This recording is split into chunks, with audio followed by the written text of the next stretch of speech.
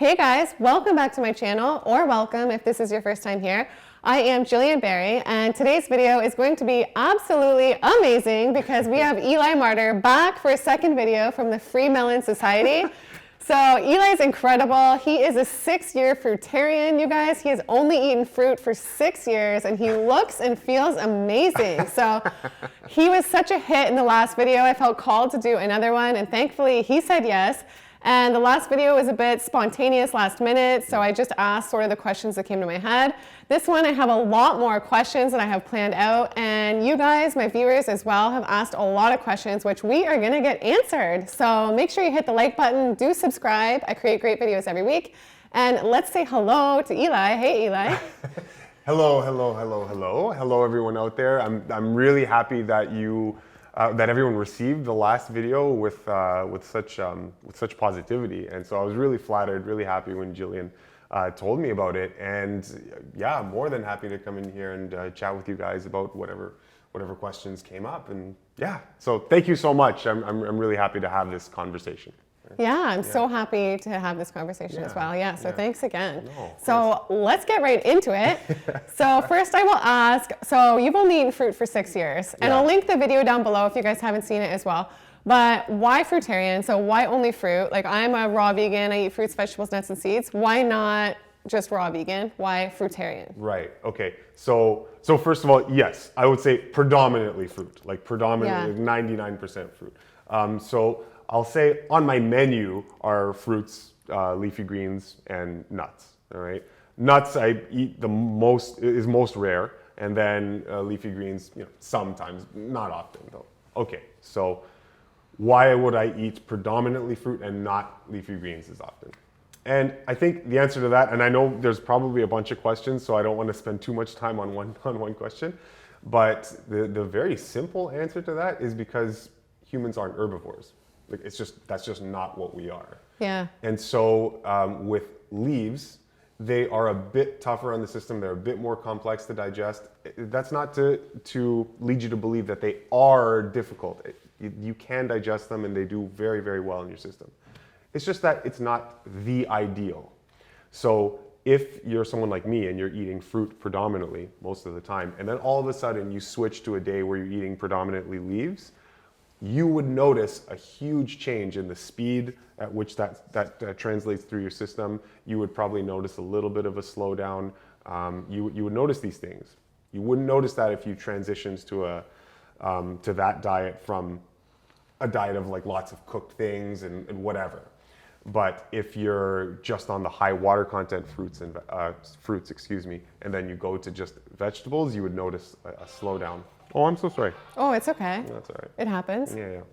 Okay, so Frugivoro physiology and herbivore physiology, there are similarities, but there are slight differences, okay? And so understanding what you are, it's the only difference between me and majority of other people is that for me, I'm willing to be very, very brutally honest about what my senses tell me about my relationship to food. So we recognize as frugivores, all right? If you're a human and you're listening to this, you don't have a choice in this matter. You are a frugivore, all right? You can't change your physiological and anatomical makeup. So I recognize that in terms of monomials, there's nothing I can do about it. Leafy green vegetables as monomials just really don't appeal to me. Yeah, right? I can understand that. On their own, nobody's really taking a bowl of lettuce and saying, I can't wait to, devour this in the evening, right? What we're looking for is the texture of, oh my God. No, it's okay. I'm so sorry. He's so popular. It's okay. That's why we're so grateful to have him here today. Okay, I'm gonna shut this off here. And he's still rocking the flip phone. And I'm still rocking the flip phone. Yeah, great. I know. That's awesome. If you haven't been able to tell by this point, I'm a very simple guy, right? That's good. So, okay, where was I? Yeah, so in terms of monomials, which are the best type of meal that we can eat, if you look at other frugivores in nature, you look at apes, gorillas, orangutans, if they were all of a sudden to get killed or die and you do an autopsy, you probably find that going through their system is just meals of one particular thing at a time. Right? It's just life seems to prefer this modality of eating one particular thing at a time. And when you eat like that, what you do is you tend to have an affinity towards the things that are most stimulating in their natural form for your particular oral chemistry. So when we're talking about, like we talked about it last time, kales or cabbages or whatnot, making a single monomial out of these things, nature is kind of incentivizing you not to consider those things as meals on their own. But you can definitely do that with stuff like this, right? Or oranges or mangoes or melons. Yeah, these things all of a sudden, they're more calorically rich, so they're more calorically dense than the leafy green vegetables. Leafy greens, excuse me. If you were to try to get a calorie appropriate diet in a day with just leafy greens, you'd be eating all day. Like you couldn't stop eating whatever it is, lettuce, cabbage, or whatnot. But you can definitely do that with fruit. So again, the simple answer is that we're not herbivores. We're frugivores. That's what that's what we are physiologically designed to do or to eat. You can still have leaves as a supplement. You can still eat nuts and seeds as a supplement. But that's the short answer. Okay. There are lots of differences between herbivore and frugivore physiology. But if you go to my channel, I will be uploading a specific video on that topic because it's pretty important. So stay tuned on my channel, and then I'll get to that answer and flesh it out in more detail. And you don't think maybe God intended for us to put all these different things together, like our salad with tomatoes, cucumbers, this and that? Or you think it's because of the way our bodies are built? It's harder. It's very difficult to escape what the physiology dictates, right? So we can do these things intellectually and still be extremely healthy because when you're combining things that are compatible with your physiology, it's harder to go wrong. Like you're not going to go wrong eating salad, right? Or some type of salad mixed with fruit, mixed with nuts, mixed with avocado, tomato, all these wonderful things. You can eat all these things by themselves and be perfectly fine. So it's not that you're going wrong. It's just that I'm trying to be the most ideal. Yeah. I should say one quick thing. This is where if you watch people that are in the keto crowd and the paleo crowd, they'll actually be giving you some truthful information where plants, so I'm getting a little bit into the esoteric now, plants don't want to be eaten, okay? All plants have alkaloids and plant protective chemicals that protect them from their most abundant predators, which are insects, okay? So nature is not trying to have the plants eaten. However, with fruits, okay, the design, nature's intention for the fruit is to be eaten. Like this is the ultimate purpose of a fruit is to be eaten, okay? In the hopes that the seeds go into your system and then the organism just poos it out somewhere else on the field, and that helps to propagate the tree, right? Propagate the species of the tree.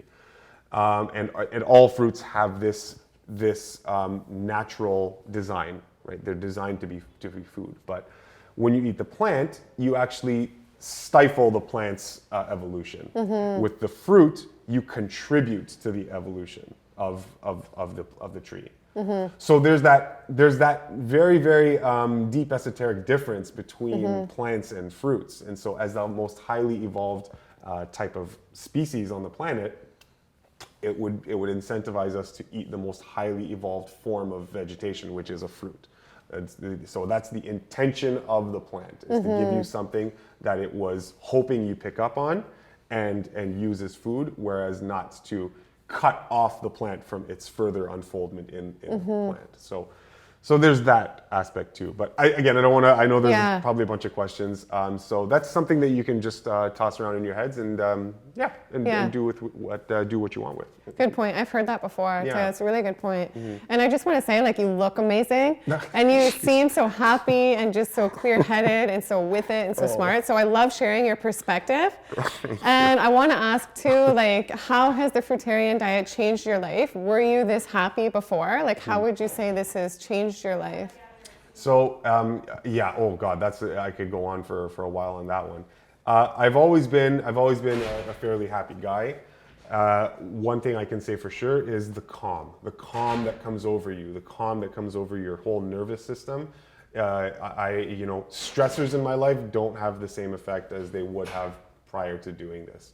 So you get this very, very, very noticeable, unshakable equanimity about you when the nature of the diet that's coming in is not stimulating, is not loading your system with metabolic waste products.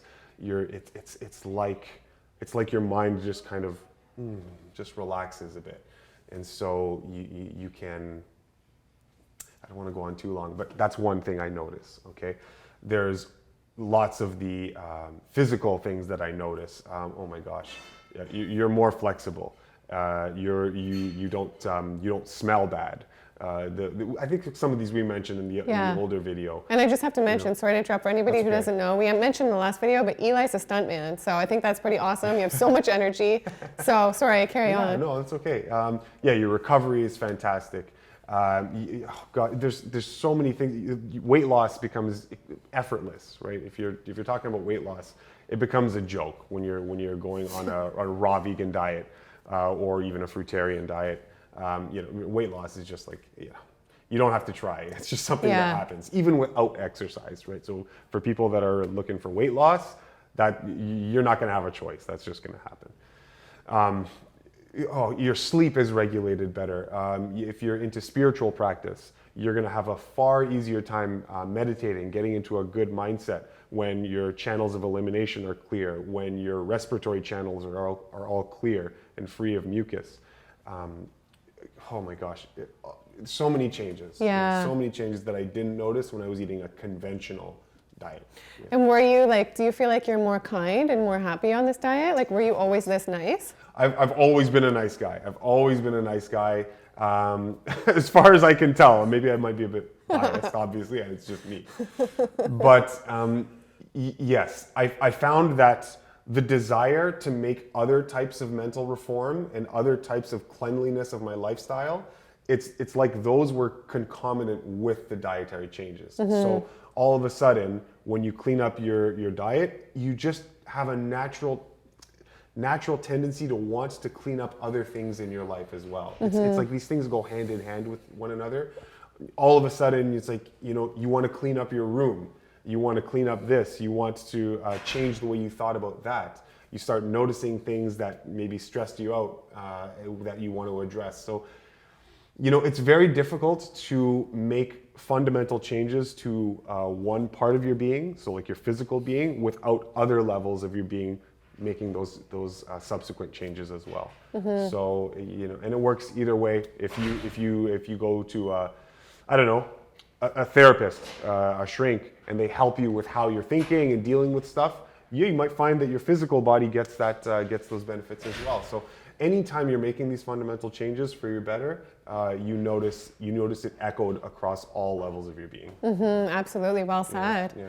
I want to ask next. So a lot of people say about the raw vegan diet or the fruitarian diet that you will reach a stage of deterioration, and that it can't happen. You cannot do it long term. Okay. I know you've been doing fruitarian 6 years, but people say on my channel, people say about fruitarians, raw vegans, you will deteriorate. Okay. So what do you have to say to those people? Have you experienced any deterioration yet? And what do you say to people who say long term you won't be able to do this? Do you plan on doing this the rest of your life? And right. what are your thoughts on people who have those viewpoints?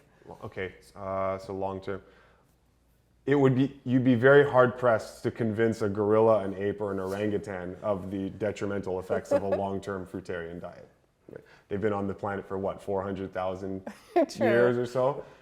Go ahead, try to convince one of them that their diet isn't working for them. It's working. And like we said earlier, okay, so I do a lot of exercise every day. I'm a gymnast, martial artist. I'm a stuntman. I've been a stuntman for 10 years. I've been doing this particular lifestyle for about 6 years now. So, and all of these wonderful benefits, I feel like I have not deteriorated yet. I feel like I'm still able to do all the things that I love to do in life. And 6 years is a long time. And 6 years is, we're getting into that long-term mark. So, will people deteriorate? So I think first of all, when people say, okay, I'm skeptical about the fruitarian lifestyle, generally what they're doing is they're basing it off of the small subset of people that are fruitarians and happen to have YouTube channels that talk about it, right? That's a fraction of the population. I will be doing a video on my channel. Actually, I already shot it on the history of fruitarianism, where the proof is, and where all these people are. How come we don't hear about this? And so I'm going to be talking about all that because it's a good question. And as for this deterioration that people imagine they're seeing, there could be many reasons. Because this type of lifestyle, it's inherently detoxifying. It's inherently purging of impurities in the system. So if you're the type of person who was, let's say, a couch potato or not very active, and you do this diet, and it starts to just starts to clean you out, like it did with me. I carried around lots more weight before I did this. But so if people make that transition and they get all of this purification and detoxification and they're not really physically active, yeah, you might see them deteriorate, okay?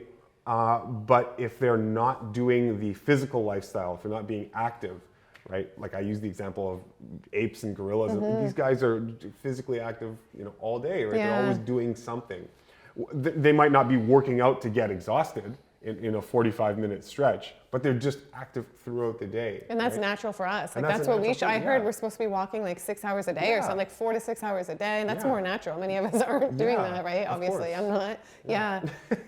Well, I want to ask too, so how do you hold weight and muscle mass? Because I know a lot of people feel like fruitarian or raw vegan, they can't hold the weight. And you work out a lot. Like I know a lot of people when they're fruitarian or raw vegan, once they start working out a lot, they're like, I have to quit the diet because I can't, I need more calories, I need the cooked food, like I can't keep it up with the raw, I'm losing too much weight. Right. So like you look like a nice healthy weight and you've done it for 6 years with the working out. So how do you hold that weight and muscle mass? Like you're an ideal person to ask for this, being a stuntman and... I guess with me is I had to ignore how my personal judgment on what I aesthetically looked like at first. So for me, the importance at first had nothing to do with my appearance. It was all about health and purification, right? I wanted to take my health to the next level. So initially, I just completely ignored what was happening physically to my body. I continued to work out, continued to exercise, and do all those things. So that never stopped with me. I always continued that. And sorry to interrupt. Yeah. So did you lose a lot of weight before you gained a bit more weight? The weight that I lost, it never really returned. Okay. So it was, at first, there was a big chunk of weight loss. And then over the next couple of years, it was more of a slow weight loss that trickled down, until I reached a place where my body physiologically felt that it wanted to be. Everybody has this. Everybody has a particular place where their particular physiological design wants them to be comfortable at, right? Where you're not carrying, the weight that you have isn't, water weight and filth just trapped in the gut that's just adding weight on the scale, right? If that's the kind of weight we're talking about, do we want that weight? We don't want that weight, right? It's giving you a false impression of the weight that you do carry. So a lot of the weight that I was carrying was just fake weight. So no, I never really gained back the weight that I have because the weight that I lost was filth. I looked similar, like I didn't carry around a lot of fat. So with me, I could tell that the weight that was coming off, it had to be stuff that was not necessary. Okay, so to answer... So if someone has a hard time like holding on weight, like what would you say to them? Right. Okay, so I would just say, if that's a concern, then eat more of the good stuff. Just eat more. It's the simple answer, right? You can include dry fruits if you want. I did that initially, just to make up that deficit of craving where you're accustomed to having all the concentrated foods. Okay, fine. Then have some more fat-rich foods, plant-based fat-rich foods. You can do the dry fruits, dry fruit like dates and figs and all that kind of stuff. Those things are amazing. Bananas are great. I used a lot of bananas when I was starting out just to help to transition properly, right? So you can do those things, just eat more. And it's the fear of fruit, right? Or the fear of sugar right? I think that's what really sets people back. Yeah, and I think we have to stop that because our beliefs are so important, right? Yeah. If we believe it's like bad, then maybe it will be bad. Yeah. So what do you have to say to people too who say like it's too much sugar and might hurt your pancreas? Like, right, and you'd say the same thing. Try convincing a gorilla or an orangutan, of this detrimental effect of a fruit diet. It's just not how it works, right? So because we have this fear of sugar, when people go on this diet, they're kind of almost unconsciously stopping themselves because they feel that it's just too much quote unquote sugar in a meal. So if I present you with 15 bananas, you look at that and like, oh, that's way too much sugar. Right? No, it's not, right? It's food. That's what it is. It's just food. It's not sugar. Sugar is a man-made processed thing. What you find in this stuff is you find simple carbohydrate. This is what builds good blood. It's what your body really, really does crave. I feel the best on fruit. Like when I eat fruit usually most mornings all the way till lunch or mid-afternoon, and that's when I feel the best. Yeah. So my answer to that question, okay, if you find that a lot of weight's coming off and you don't want that to happen, first you have to ask yourself, why do you not want it to happen, first of all? I think people are asking the wrong question, where it's not really that they want to maintain weight. What they're looking at is proportion. They want good proportion. If you're 4'0", a 4'0" female, you're going to have very, very low body weight. But let's say you're proportioned like a goddess. That's probably fantastic. You're like, yeah, I don't mind being 80 pounds or whatever if I look amazing and my proportions are all intact. If you're a 6'5" female and you weigh 160, 170 pounds and you look like a goddess, that's probably a good thing too, right? So it's proportion we're after, not necessarily the weight. Yeah, and I think some people when they're detoxing, I know with the grape cleanse, when she healed herself and many others of cancer, when they went on the cleanse, many times they were to do the cleanse until they stopped losing weight, until they started gaining weight again. So I think a lot of people are in detox too, and then they do reach a point maybe if they keep going where they can start to gain a bit more and reach a weight they're comfortable with. But I think too, a lot of times maybe people don't realize sometimes being thinner is like okay, and that's like actually your ideal weight, you know? Yeah. And if you make too much of a drastic transition to this type of cleansing lifestyle, it can be more challenging on the system. So in that case, let's say you are losing a lot of weight and there's other things that are happening that are a bit adverse, then sure, then what you can do is you can slow down, right? You can incorporate more vegetables. You can have some occasional cooked foods if you want, just to slow down, right? Without going the processed food route and the processed meat route. That's the worst. The processed foods are the worst. Yeah. So don't go back to those, but just be gentle on yourself. Make a more gradual transition. I think what really helped me was that over the 7 or 8 years that I was vegan, I was doing a lot of fasting, a lot of cleansing. I wasn't doing the fruit-based lifestyle, but I had a good chunk of time where I didn't realize I was making a transition. I didn't know that I was going to be doing this. But inadvertently, what I was doing is I was preparing my system for a further evolution in my diet. So that probably helped me a lot. Big time. Right. And you look amazing. It shows. Like you look like you can tell you're clean. You know. I want to ask you too. I know a lot of people. A lot of people have a hard time doing the raw vegan diet or the fruitarian diet because they say I am hungry all the time. Yeah. So are you hungry all the time? What would you say to somebody who wants to do this, but they're like, I can't, I keep stopping because I'm hungry all the time? Right, okay. No, I'm not hungry all the time. You stop, okay, how do I say this?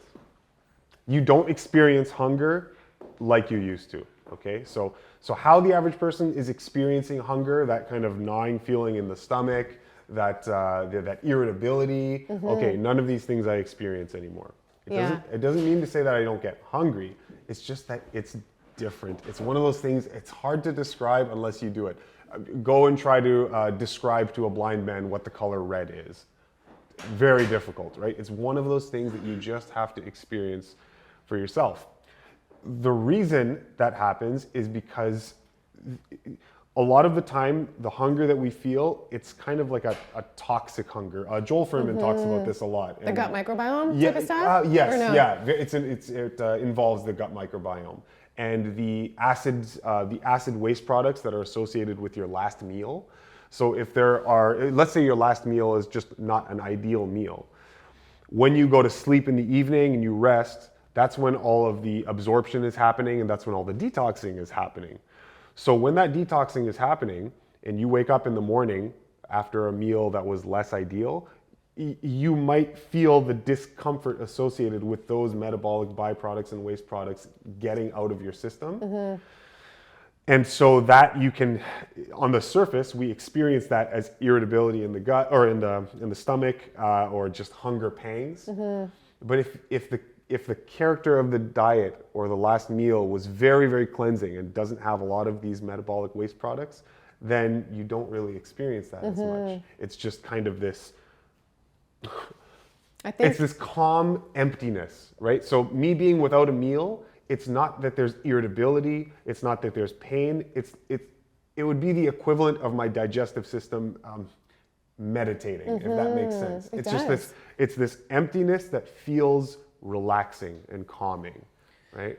Yeah, If that makes sense. It does. you That's know? well said. And you know what? That just brings up a point that I can relate to. Before I was raw, like I would be so grumpy if I didn't eat. Like now, if I had to go all day and I couldn't, like, if I didn't have any food around me and I couldn't eat, like I do not get that grumpy. Yeah. Like I used to be so grumpy, rude to people. Yeah. Like my blood sugars would be so off. Sometimes I would pass out. Like I was a Right. mess. Now it's Right. just like, you don't get, it's a different hunger. It's different. But I see what people mean. Some people say like they get that frequent hunger. And I think too, it has to do with your gut and getting through all the detox, changing your gut bacteria too. Yes. Because your gut bacteria maybe is still craving like the other bad things you've eaten for Exactly. a number of decades, right? Exactly. Yeah, and in the initial period, yeah, you might have to go through that, right? Your body hasn't had that efficiency overhaul yet, where it's still taking in really concentrated elements. So when you all of a sudden get rid of that, yeah, you're going to need some time for your gut microbes to adjust to that and to reconstitute themselves. So now the efficiency is ramped up so that you are getting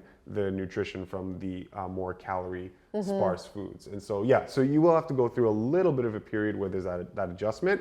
And in that interim period, again, like we were saying, just, eat more if you're uncomfortable, but eat more of the good stuff. Of the good stuff. And then eventually, you do that for long enough, eventually you're going to make the adjustments and you're going to find, oh, okay, I can eat a bit less, and I still feel really good. And he looks great. And you do coaching too, right? I do consultations. I do So I'll link consultations, Eli's, yeah. all his stuff down below. Like he's great to talk to. I think is like an amazing coach. And I want to ask too, so we both live in Toronto, Canada. It is cold, it is snowing outside. It's actually so beautiful. I wish you guys could see. But I know many people want to know, like, how do you do this in North America, in the cold, in the winter? Right. Any tips for people who want to achieve this and they live in a cold climate? We're pretty lucky in Toronto that we do have an abundance of grocery stores kind of all over the place, right?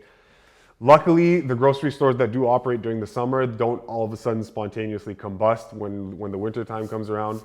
So my secret is I continue to go to those same stores. Yeah, we're lucky. We have We're great. lucky. Yeah, we produce are here. lucky. Now, it brings up that part of the debate where what do you do when you don't have access to these things? Understand that as humans, we are the only species that have willfully migrated outside of our natural habitat. No species on Earth has done this or would want to do this. This would be insane thinking. No zebra is going to convince another zebra, hey, let's move to the Arctic. Like, why? Why would I do that? All my food's here, right?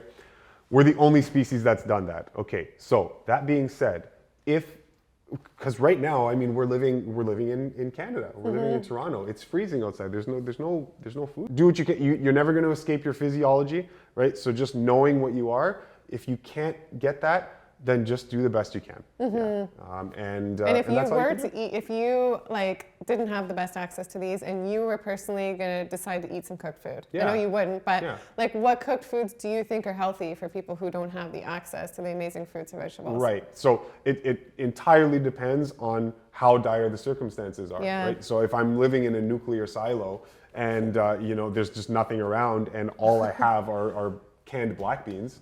well, God damn it, I'm eating black beans. Yeah. That's going to be my diet, right? Yeah. So survival situations are completely different than ideal diet for the species. Okay, so if I have that armadillo in captivity and all I have is, I don't know what armadillos eat, but whatever is available and that's all there is, well, that armadillo is going to get that in that emergency situation. Okay? And luckily, most places in the world, I think most people do have access to like enough fruits and veggies to do it. I mean, so. maybe some people don't, but most places, fortunately. Yeah, well, I mean, most cities do. If you don't, then get as much of the fruits that you can or that you do have access to. Apples, lemons. I mean, most places are all going to carry pears. And then if you have to supplement your diet with some other stuff because it's just not enough, then do that. But so you always do what you can, but knowing that our natural habitat is the tropics. We are tropical species. It's just that we are the only species that have migrated outside of that. So now we're forced to make do, right? Which is something that no other species has the luxury of doing. So we have to recognize that about our situation, right? That we're not living in ideal situations. So yeah, these questions are going to come up. So we're tropical species. That's our food. Yeah. But if you can't get that, then survival is more important. Yeah, absolutely. Yeah. Okay, I want to ask too, if it's not too personal, if you don't mind me asking, how much do you spend per week on the fruitarian diet? Okay. And how much do you think people could do this diet on per week? That's a good question. I really don't even know. I don't even. If I had to guess, a week. Okay, let's say a week. Maybe close to $200 Yeah. It can be under. I'm sure there's times when it's over. When it's definitely getting more expensive is if I'm going on a jackfruit or durian binge. Yeah. That stuff's really expensive here in Toronto. So, but okay, aside from that, like, I mean, I could go to a store and find some jackfruit and I'll throw down like $30, $40 on like a bunch of jackfruit, right? It's super expensive. But it's so worth it, because look so where you would worth it. spend if you went to the club or something. Yeah, you know what I mean? Yeah, exactly. It's so worth it. Yeah. I have never drank alcohol. I've never been into alcohol. So I've saved tons of money. You've never had a sip, right, at all? No. I've had alcohol before, but I've never really wow. been like drunk. I've never done the alcohol thing. So I Amazing. say all the money I saved, my whole childhood and whole university time. You know, maybe I'm making that up in food right now. So anyhow, without jackfruit and durian, okay,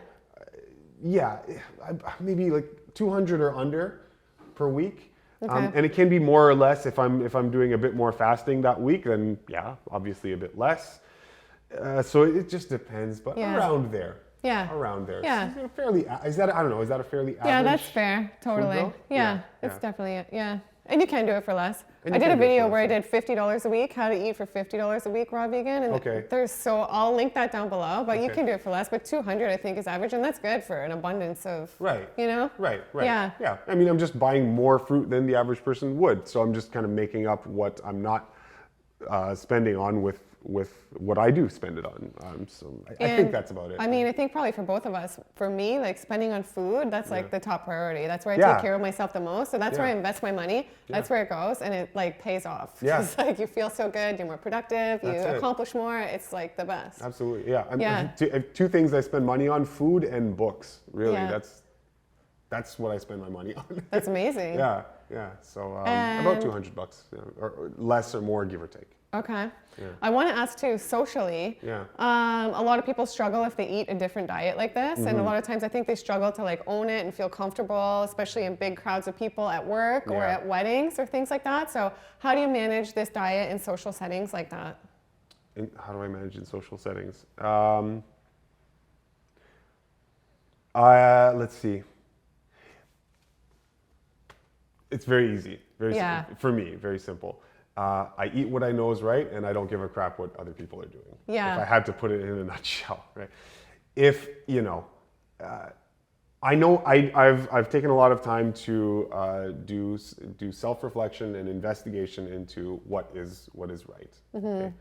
So if you're being guided by firm and hard principles, right, and and these principles are unshakable, you've proved them to yourself to be true, then the hows take care of themselves. So if I'm being invited out to a social setting, then, and I know what I have to do, I know that that I'm, this is my diet. I'm not gonna sacrifice that for the subjective appeal of other people around me, right? So if I know that's the case, then I'll either do nothing. I'll either just not eat while I'm out and eat when I get home, or if I want to fit in, then I'll just bring my own fruit or bring my own food. And how that looks to other people, this is not my battle to fight. That's your battle to fight. I'm just going to do what I can, or do what I choose, do what I want, right? So there are going to be changes, because when for me doing this lifestyle, you don't fit in. You no longer fit into the culture, right? You are effectively a pariah. A fact. Right? That is a fact, right? So that's something that you're going to have to deal with in your own particular way. How you deal with it is going to be your choice. But yeah, you are going to be different.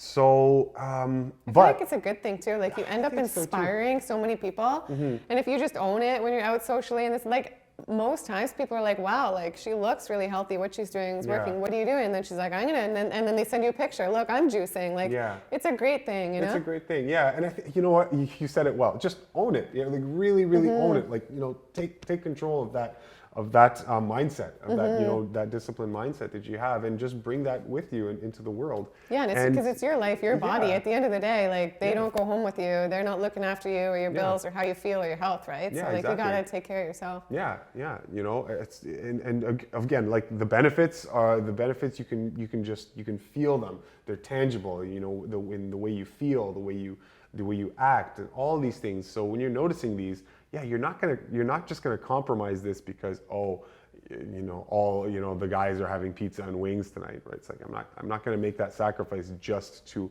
accommodate everyone else's comfort. I'm gonna take care of my comfort and well-being first. So how do you deal with social interactions and whatnot? You just bloody do it, right? You just deal with them in whatever way without compromising your principles. And that's going to be your own personal subjective thing to deal with in your life, right? And I know for me, like I bring food everywhere I go. If I go to a wedding, I have food in the car, food in my bag, everywhere. Do you do that too? Yes, sometimes I will. If it's weddings, like occasions like that, that's that people will have trouble with that. It's like, oh my God, how do I navigate this? I guess. Let's say you're invited to a wedding. And ahead of time, you are told, hey, listen, the food that's going to be served at the wedding is cactus, just pure cactus. It's nothing but cactus. And you know this ahead of time. So what do? Do you go to the wedding and you just say, oh, well, everyone's eating cactus, so I'm just going to do the same and just take bites and everyone's bleeding. Yeah. Okay, or knowing this ahead of time, are you just going to make the appropriate changes, bring your own food, and to hell with all the other people eating cactus and bleeding all over the place, right? That's a good point. That's kind of how I would see it, right? Are you going to let the world compromise your integrity, or are you going to be the captain of your own vessel and do what you know is right? Right? And that's a good way to look at a lot of things in life, not just your diet, you know? Yeah. Well said. Yeah. So that's how I would answer that question, I guess. Yeah, well said. Okay, so I have one more question of my own, and then I'm going to get on to your guys' questions because they're really awesome. So this is really random, probably wouldn't expect it, but would you date somebody who's not vegan? I'm always curious about this with vegans or raw vegans. Would you date somebody who is not a vegan? Right. And you don't have to answer if this is too personal. No, it's fun. This is fun. It would be a tougher sell. Okay, so it would be a tougher sell to date someone who's not a vegan, right? Obviously, we're looking for people that align with our with our understandings, with our beliefs, and how we live our lives. It's just the way it works. It's just how energy coherence works. Right? The chances are I'm going to have a harder time accepting someone as a partner who is a murderer, right? Yeah. So there's that energy coherence thing. Is it possible that you could find? Yes, it's possible. We have to recognize that there could be a depth of connection that is so strong that it just happens to override all of these other subjective influences that we have. Yeah. So that is definitely a possibility wherein that connection is so strong that maybe what's better is to go into that relationship and maybe you can make a positive change in that person and maybe change their health and wellness and vitality for the better, right? Maybe it's that. But, you know, it's hard to see, let's say it was a meat eater, okay, and clashing with my lifestyle. Maybe at first you try to work it out, but it would be difficult, you know, it would be difficult to reconcile that over time if things didn't change. Like, do you have a hard time sitting at a table with somebody if they're eating a steak, or just like, I know for me, like when I first transitioned, I would smell animal products and I would still miss them. Now, if I smell them, to be honest, like it makes me feel sick. It's crazy, yeah. So like, I don't know. I don't really like to be around it too much, but at the same, like I respect what other people do. I don't judge it. A lot of most of my friends and family aren't vegan. So, but I mean, it doesn't bother me. At first, it probably bothered me a little bit more, but now, no, it doesn't really bother me as much because you come to the understanding that the world is always going to be around you. There's never for a moment going to be a time where you're not saturated in a culture that is not supportive of this type of thing, right? So that's never going to happen. Or then people that are doing different things than you, and don't want to just change everything and control the world to be how you want. That's never going to happen. Exactly. So we have to just respect and embrace what everyone's doing, even if it's not exactly what we want. Right. And we were there too, right? Yeah. I was there too. That was my life for the majority of my life. I was eating that way too. So just recognizing that, understanding that. And when you are in those situations, when you do have to be surrounded by people that are doing whatever they're doing, then again, just owning your lifestyle and maybe making a positive influence on other people. Right? So no, it doesn't bother me as much now. But okay, in terms of like the dating and the relationship thing, so a good answer. It would be a tougher sell to get me, getting into a relationship with someone who was consuming meat. I can't see you as someone with consuming meat. Yeah, it would be a lot tougher. I mean, I'm willing to concede that there is a possibility that yes, there could be some deep connection that tends to override that or make you want to try to make those changes and make it work. But I mean, it's less likely. And when was the last time you had a bite of an animal product? Oh my God. Longer than I can remember. It's definitely over a decade. Wow. 13, 14 years Wow. or so. And he works out all the time, stunt man, muscle man. So that's pretty cool, right? Because people think they need it for the protein. And have you had your blood work done ever to check your? Yeah, I have. Yeah, I did. I put up a video of my blood work. It was a couple of years ago now. And I can link that down below. Yeah. And my blood work was fine. I did it after a fast, I think, or I'm having a hard time remembering. Maybe it was during a fast or right after, one or the other. Anyway, but the blood work came out perfectly clean. Wow, incredible, interesting. Very clean. Yeah, there was elevated acid in the urine, I think. Because I was in the context of a fast, and so I was like, that makes sense to me. Yeah. There was one other thing that was indicative of me in a cleansing state, in a fasting state, but other than that, everything was very, very normal. That's amazing. Even my B12 was normal. Wow. Not having B12 in years and years and years and years and years. And do you supplement? B12. No. See, that's interesting. Some people need supplements, some people don't, because so I've been raw since 2016, and then 3 years in, I had my blood work done, and I was low in B12. So I had it done last year ago or whatever, and I wasn't low at all. I take supplements now, though. Okay. Yeah. Well, I take this all-in-one. It's great. Oh, nice.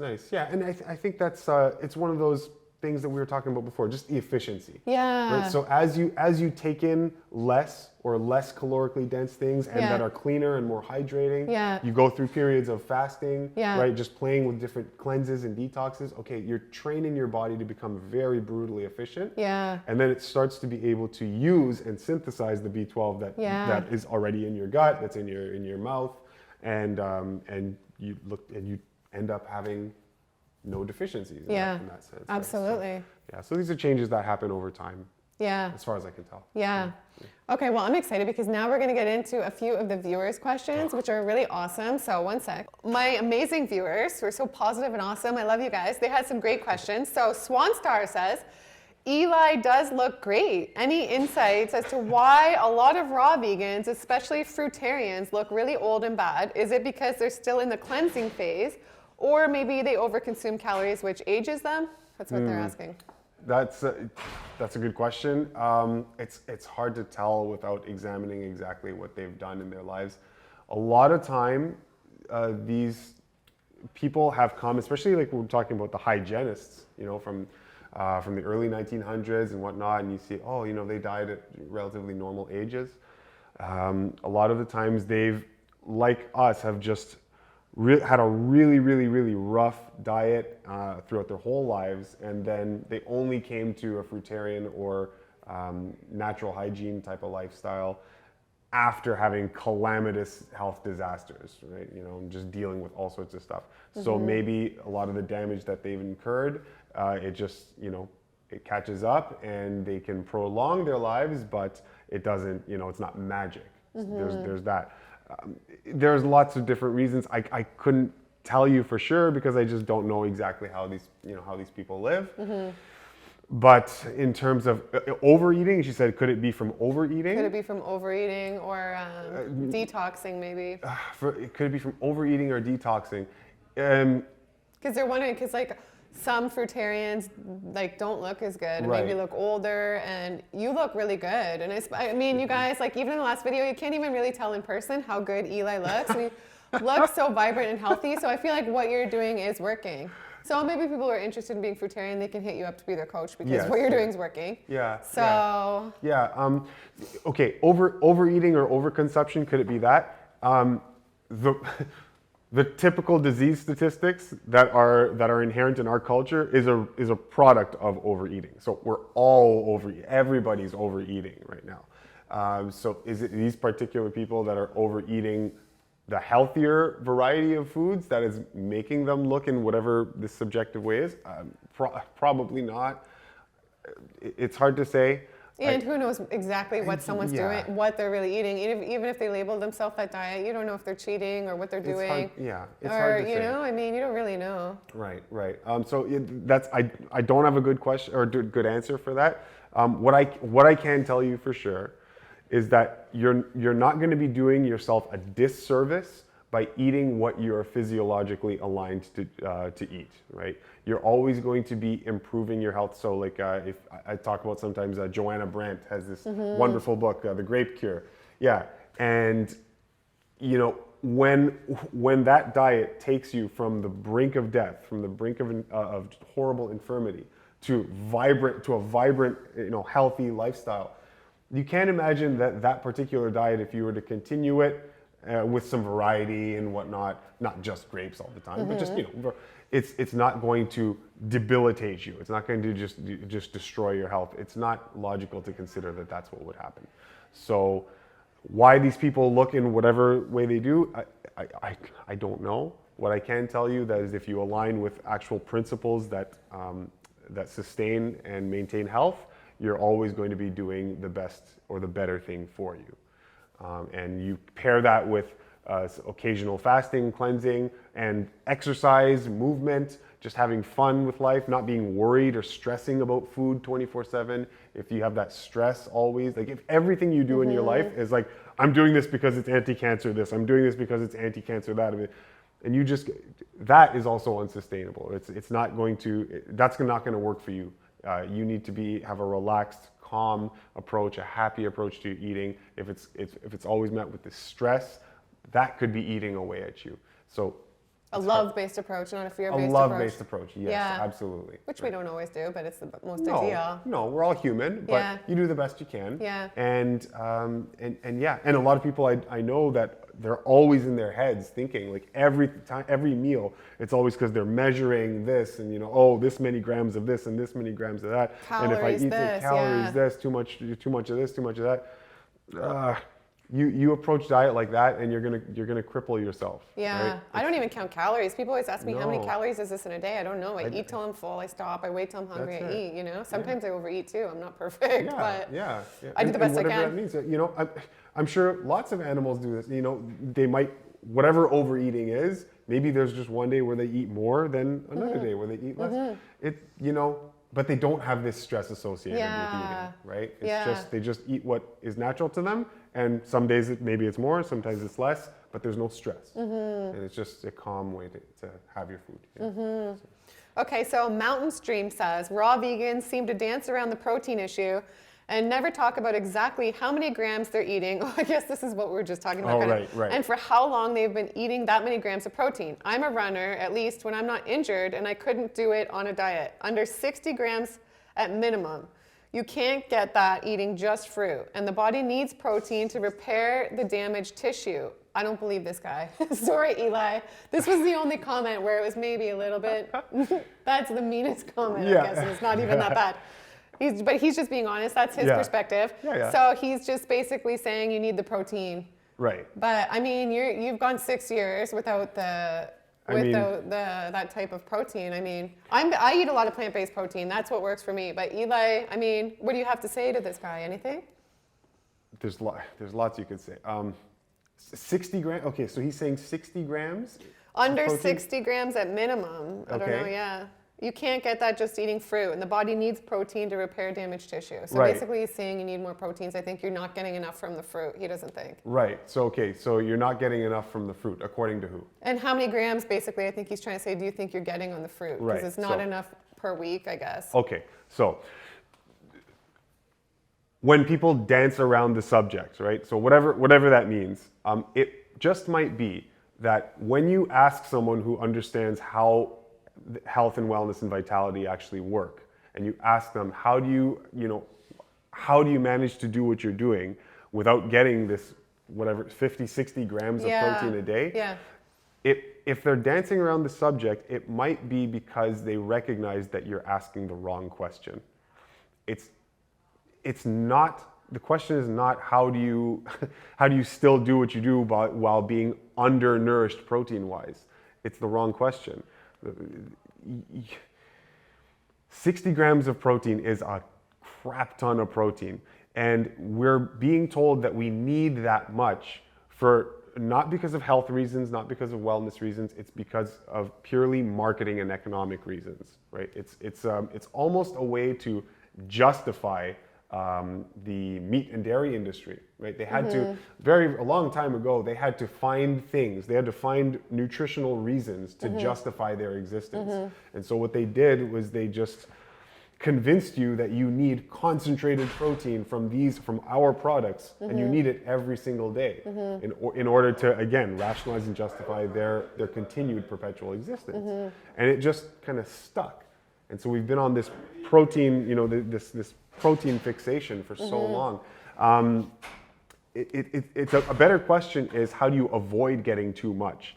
You get everything you need from, we went into this I think in the last one too, but you get everything you need from your natural foods. You even, when your efficiency ramps up, you even have this protein recycling effect where your bile acids and all your digestive chemistry, all these hormones that you're releasing to digest food, all of those enzymes, what happens to them after they've done their job? They get broken down, they get recycled and become protein in your body as well. You have this amazing ability to recycle proteins that contributes to what you would be taking in for the day. So your efficiency ramps up, and you're able to recycle and use proteins in an amazing way that is exactly how your body needs them. You don't need to take in concentrated protein for the day. In fact, the more protein you get in your life, the faster you die. It's really that simple. It's a very difficult thing to break down, concentrated proteins. It's that nitrogen group that's affixed to the carbohydrate, hydrogen, and oxygen, right? So that's a carbohydrate is made up of those things. So is fat, carbohydrate, oxygen, and hydrogen. But with protein, you have this nitrogen that's affixed to that grouping, and that nitrogen is a problem. In breaking them apart, it creates a lot of acidic byproducts. It's phosphoric acid, sulfuric acid, all these types of acids. So the more of those that you take in on a daily basis, the more difficult it is on your system. Okay. The better question is, how do you avoid getting too much protein in this culture that's protein obsessed, right? Yeah. And again, the same quick answer. Good luck justifying to the gorillas and the orangutans and the apes that they have been chronically under protein nourished for 400,000 years. They seem to be doing fine, right? So can you. Okay, this is just one more protein one because Yeah. it brings up some other points. So Liam Nicholson says, if you consume only fruit for 6 days per week, and even if you consume 4,000 calories, you will only get about 40 grams of protein. So not only is that 10 grams protein less than what is ideally required, also you will not get all of the essential amino acids, including creatine, etc. And before you say creatine is not essential, yes it is. It's proven anywhere from 3 to 5 grams improves sports performance. So do you have anything to say about that? Okay. He said you can only get 40 grams. Well, he said you will only get 40 grams of protein if you're consuming 4,000 calories on the fruit per week. And that's 10 grams less than what is ideally required, he says. Per week. So if I eat a 4,000 calorie diet per Even if you consumed 4,000 calories, you'll only get about 40 grams of protein. per day? Like per week? So he said, well, if you consume fruit like 6 days per week, and even if you consumed 4,000 calories, maybe he means in a day, I don't know. You will only, I don't count calories, so I don't know. You will only get about 40 grams of protein. So he's basically saying not enough, but he's basically saying too, you won't get the essential amino acids. Okay. So what do you think about the amino acids? Sorry, I hope these aren't too negative. No. I like to keep it good vibes on here, so it's I not don't that they're mean to, negative. It's just that I'm trying to give a concise answer. Yeah. And there's so many things that you can say that we can say. First of all, a 4,000 calorie diet per day, and then by the end of the week, you'd only have 40 grams or. Well, okay, we talked about the protein anyway with the last question. So what about the essential amino acids though? What do you think about that? Like, do you feel like you get enough essential amino acids as a fruitarian? You don't have a choice but to not get a full complement of amino acids. You can't eat. If you are calorically satisfied by the end of the day, you have gotten your full allotment of amino acids. You don't have a choice, right? It's eating to satiation and just being satisfied calorically. That ensures that you have enough protein. Okay. The whole premise of that question is based around this this misinformed cultural idea that we need a concentrated dose of proteins in our diet every single day. Okay. The creatine thing, these are endogenously produced. These are not things you have to think about. You're going to get all the creatine you need just by eating. This is not something that you have to eat concentrated animal sources of or concentrated plant sources of to be able to maintain. You don't need to do that. It's kind of like, we produce creatine, so we need to eat creatine. We produce poo, so we need to eat poo. We produce hair, so we need to eat hair. No, this isn't how it works. You just eat what you're physiologically adapted to eat, and your body produces these things. The milk thing, women produce milk, therefore they have to drink milk. No, their body does that. Right? You just eat food. So the whole question is premised on this obsession with protein and that you need concentrated amounts of it. You absolutely don't. Nature has proves that to us unquestionably. I almost missed the last question. How much do I get personally in a day? It could be 15. I would guess 15 to 20-ish grams of protein, somewhere along those lines. Sorry, I forgot to actually answer And this is this what question. works for you. Clearly it works for you. Yeah, well, and everyone's different, you know what I mean? You gotta do what works for you. Sure, everyone's gonna be different. But the thing is, it's not that you have to worry about the protein. Like for those individual differences, it's not that you have to say, okay, I am a 6'8" man and I weigh 280 pounds and I need this much amount of protein. No, what you do is you say, I'm hungry enough to eat this amount of food, and that's what you worry about. The protein aspects, this is Mother Nature is taking care of this. But what she's giving you on the surface is the hunger drive. And with that hunger drive, you attack the things that you're designed to eat. And when you're satisfied, that's how you've taken care of your proteins, your fats, and your carbs, right? That's under the governorship of nature, not you, right? You can't even, you've never seen a protein. Yeah. You don't know what that looks like. You have no idea. We're not supposed to be worrying about these things. It's interesting that we can, and that we can, make intellectual judgments on what they are, their chemistry and their makeup, and this is good. It's supplementary information. But when you boil down to the basics, right, you're not necessarily supposed to have to worry about those things. You're supposed to worry about the things that you do have control over, that your senses do gear you to eating, right? So, these questions, they're just, it's just that we get lost in the left-brained intellectual kind of Newtonian reductionist approach. And to I eating. think not listening to our body enough too, and just listening to outside sources too much. Yeah. Okay, I want to ask too. So someone asked your hygiene routine. They were upset that I didn't ask this in the last video. Here I am asking it, you guys. Okay. So what is your hygiene routine? Like, how often do you bathe, shower? What types of soaps? What's your dental routine? That type of thing. Okay, it's a very simple hygiene routine. It's probably less involved than you might think. Quite less involved. Okay. Toothbrush, toothpaste, all that kind of stuff. I usually just brush with water. I do have stuff at home. I do have some homemade toothpaste, like a baking soda and coconut oil toothpaste. I keep that on hand.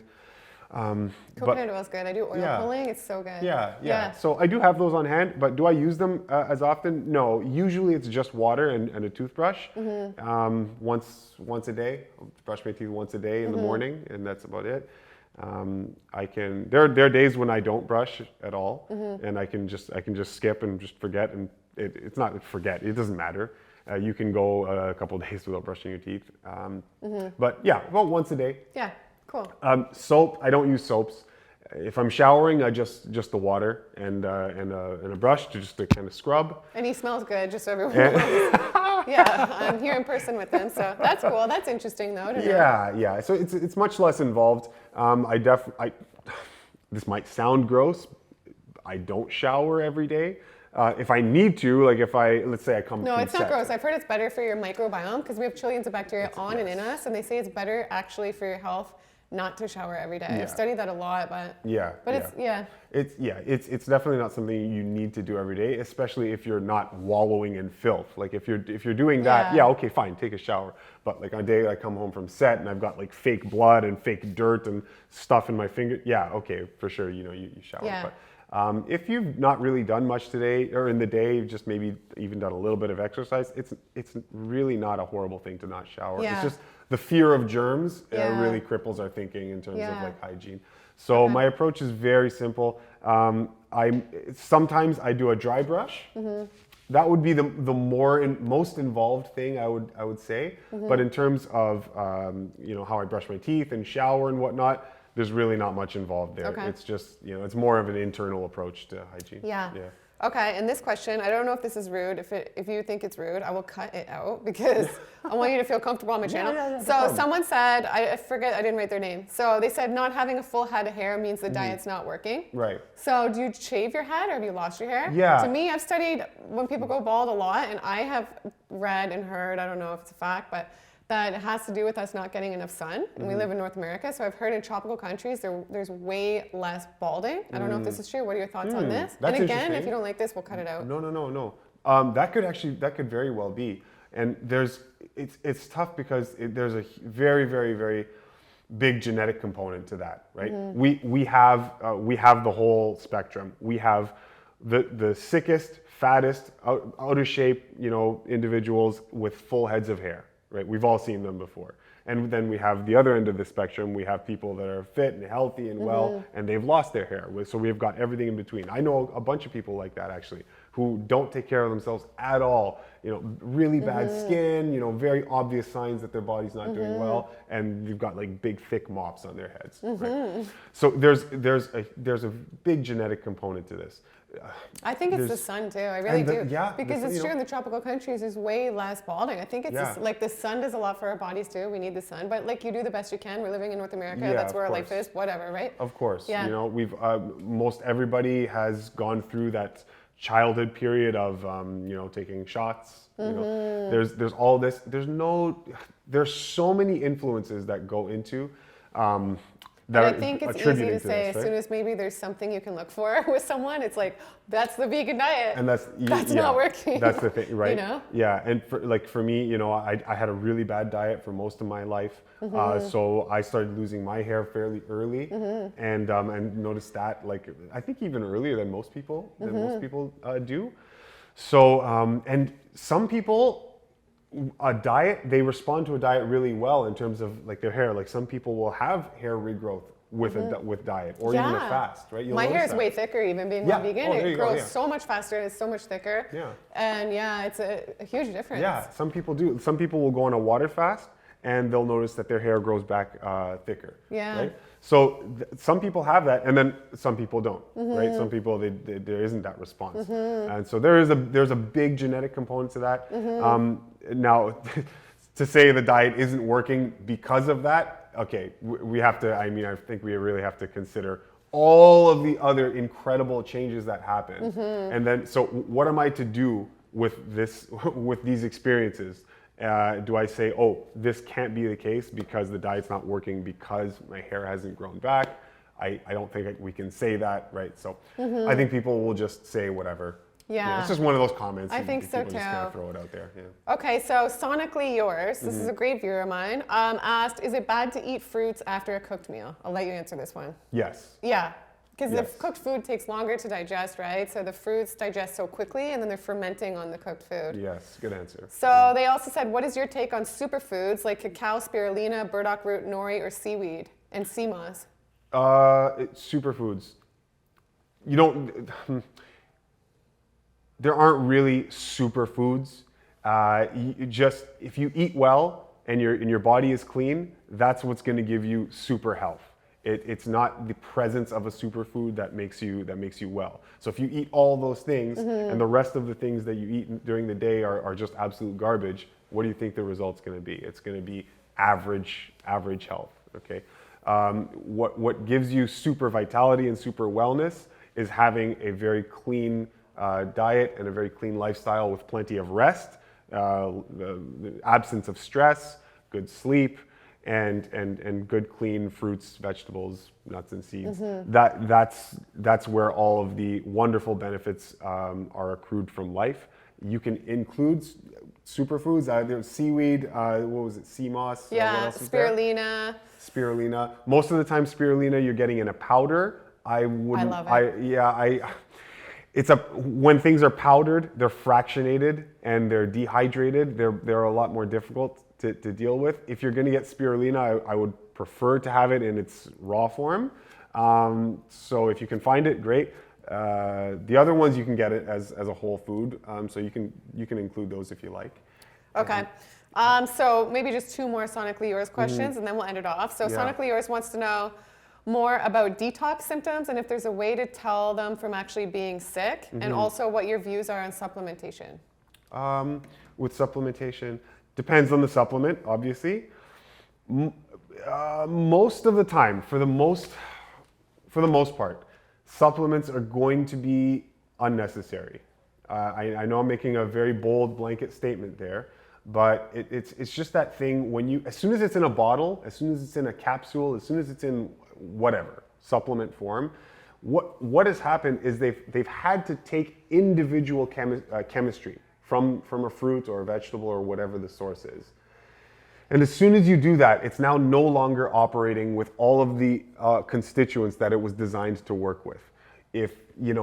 Maybe I mentioned it in the last interview, but if I take a basketball player out of the basketball team and I place him in another team, I don't know, a baseball team or something, is he going to operate in the same way as he did with the basketball team? No, because now that basketball player is designed to operate in the context of a basketball team working as a cohesive unit.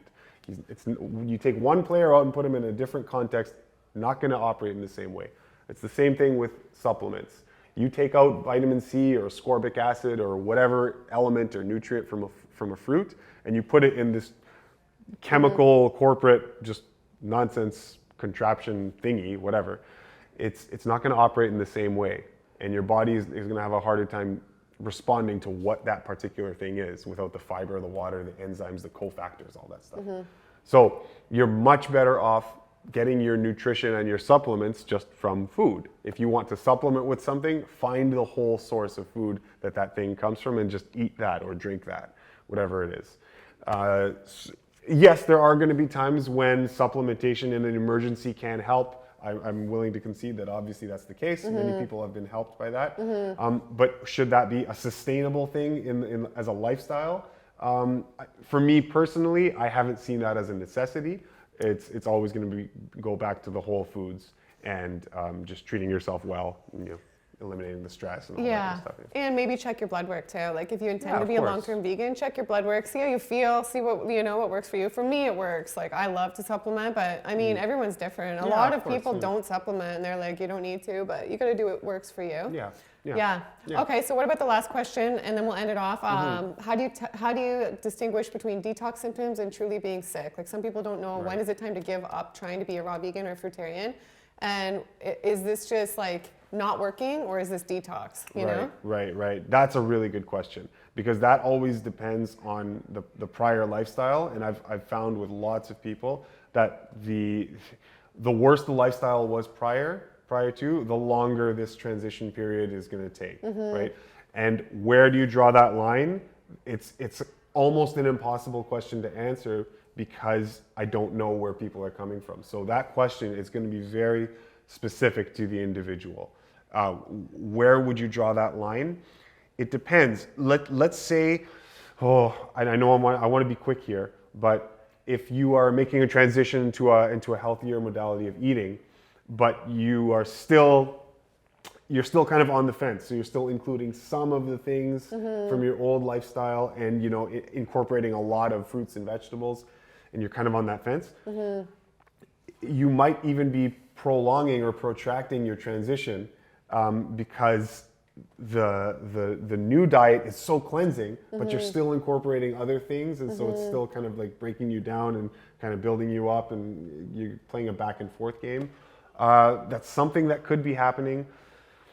It's a very difficult question to ask. Where would you draw the line? If you notice that your energy has plummeted to a very, very noticeable deficit, if you're losing weight to such an extent that you have no strength anymore, the skin is suffering, if very noticeable detriments are going on, then yes, it's time to scale back. It's time to introduce some of the older elements of your diet, and then gradually transition and see where that takes you. Be comfortable not going all the way. Take a couple steps back, and then see how your energy and your wellness and whatnot responds.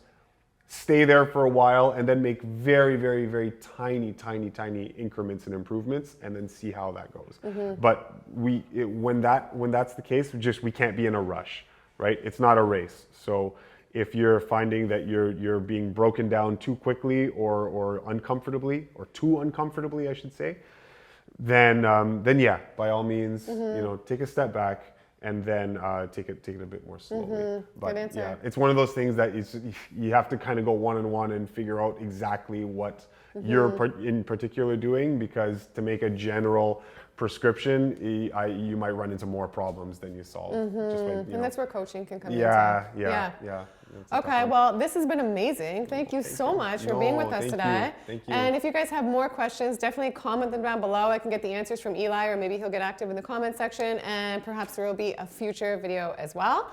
So make sure you do give this video a big like, subscribe, and we will see you in the next video. Bye. Cool. Thanks so much, guys. We'll see you in the next one.